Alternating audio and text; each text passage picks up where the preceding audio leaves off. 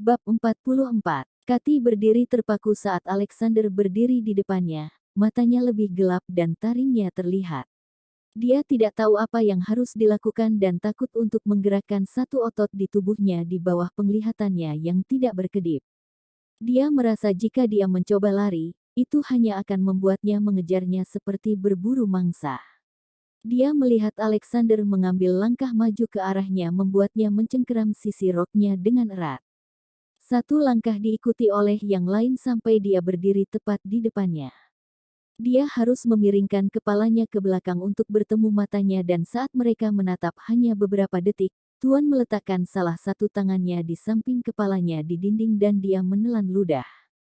Ekspresi wajahnya terlalu tenang dan mengerikan. Dia tidak tahu kenapa tapi rasanya dia marah atau apakah dia menginginkan darah darinya. Beberapa orang menganggapnya sebagai hak istimewa untuk memberikan darah mereka kepada bangsawan elit kerajaan, tetapi dia tidak tahu harus berpikir apa karena pikiran tentang vampir yang menenggelamkan taring dalam dirinya tidak pernah terpikir olehnya. "Apakah kamu akan minum dariku?" Dia bertanya ragu-ragu dan mendengarnya tertawa. Dia menjauh darinya dengan kecepatan siput sehingga dia tidak menyadarinya tetapi dia adalah penguasa Valeria. Dia meletakkan tangannya yang lain di dinding sehingga dia tidak bisa bergerak. "Itu tergantung pada apa yang Anda tawarkan untuk saya minum," jawabnya licik. "Menawarkan?" tanyanya sedikit bingung dengan kata-katanya. "Ya," jawabnya, mencondongkan tubuh ke depan. "Leherku." Kathy tahu bahwa vampir lebih suka minum dari leher karena lebih mudah menyedot darah dari bagian yang lunak. Dia mempersiapkan diri secara mental dengan mata terpejam menunggu gigitan. Itu membuatnya takut namun pada saat yang sama dia merasakan tubuhnya tergelitik untuk mengantisipasi, itu adalah campuran emosi. Ketika tidak ada yang terjadi, dia membuka matanya untuk melihat bahwa matanya telah kembali ke warna biasanya. Alexander memandangi wanita bermata lebar yang memiliki ekspresi bingung di wajahnya.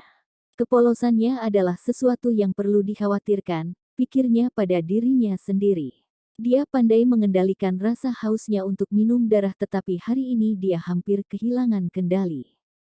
Jika itu orang lain, dia tidak akan berpikir sebelum menenggelamkan taringnya dan menyedot darah terakhir dari tubuhnya, tetapi yang ini istimewa. "Kamu tidak akan menggigitku?" Dia mendengarnya bertanya dengan lega dalam suaranya. Tetapi wajahnya mencerminkan kekecewaan kecil yang tidak dia lewatkan. "Apakah kamu ingin aku melakukannya?" Dia mempertanyakan pertanyaannya. Tidak, tidak." Dia tergagap menghindari tatapannya sekarang membawa senyum geli di wajahnya. Dia gelisah di bawah tatapannya dan dia merasa itu menawan. Dia hanya bermaksud menggodanya ketika dia memasuki kamar mandinya, sebaliknya, dia menghilang dari pandangannya selama 2 hari. Dia terkejut melihatnya di gudang dan memikirkan dia menghindarinya membuatnya kesal. Selama waktu itu dia memergoki seorang anak laki-laki menatapnya dengan sugestif dan ingin mencongkel matanya. Dia naif. Terlalu naif, pikirnya dalam hati. Dia tidak memiliki hak untuk mengontrol tindakannya yang biasanya dia lakukan dengan orang lain. Akan lebih baik jika Martin menanganinya daripada dia langsung memintanya untuk mengubah kembali rutinitas kerjanya. "Apakah kamu basah kuyup?" Rambutnya terlihat sedikit kusut.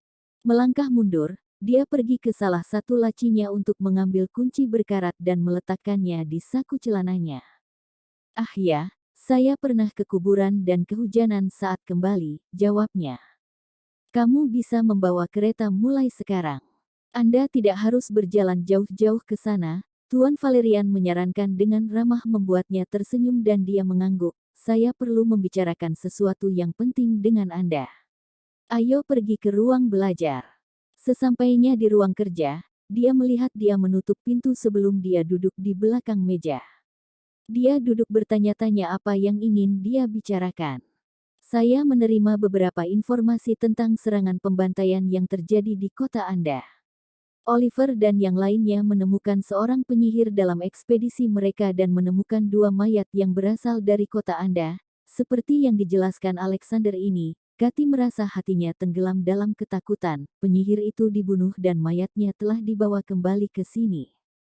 Bisakah aku melihat mereka?" Dia bertanya padanya.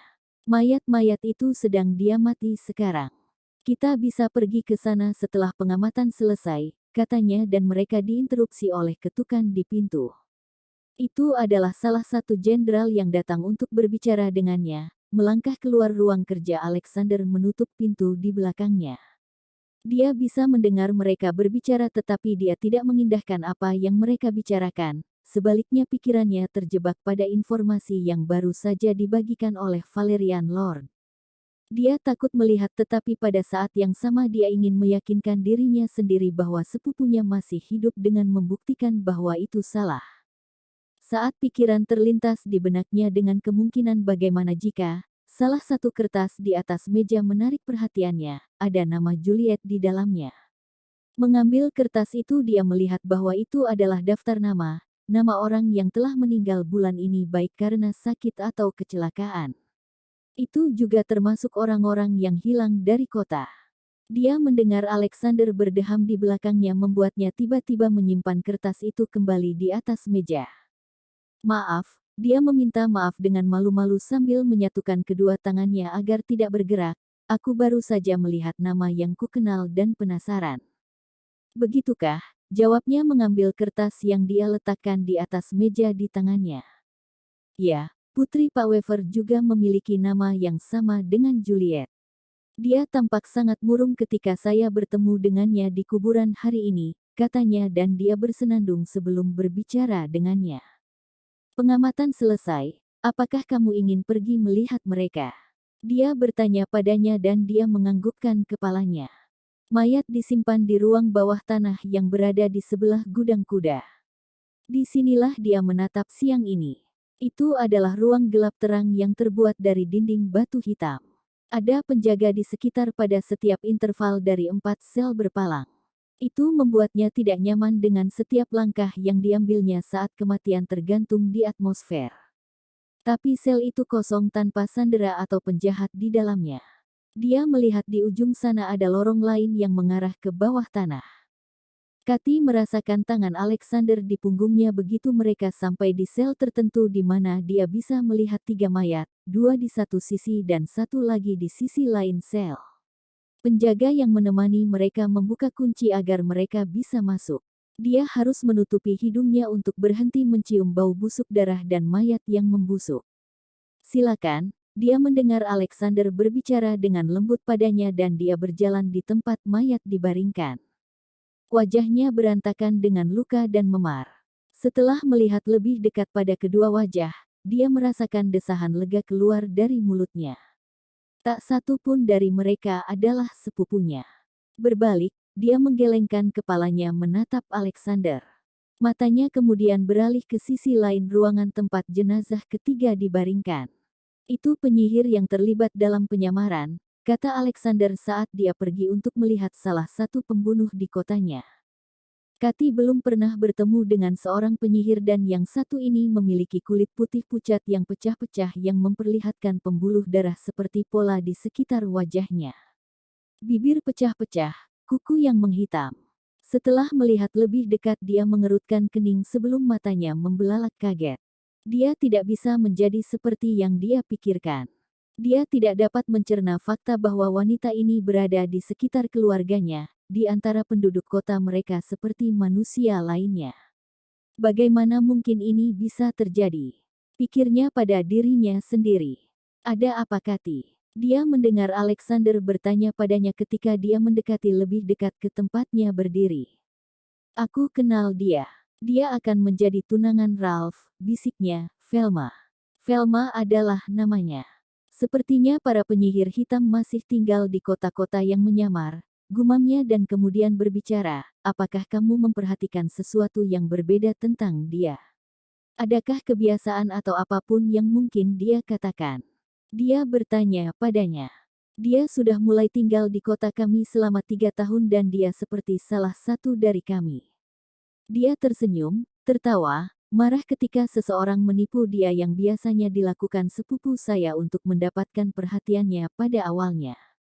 Dia tidak makan banyak ketika dia diundang untuk makan malam.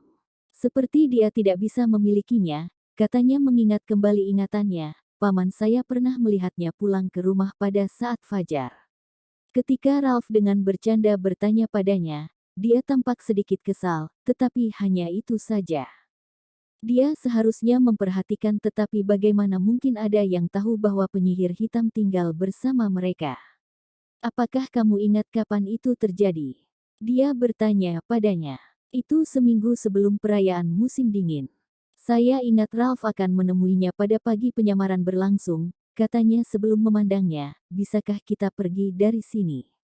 Tentu saja, jawabnya meminta penjaga untuk mengunci sel saat mereka pergi. Bab 44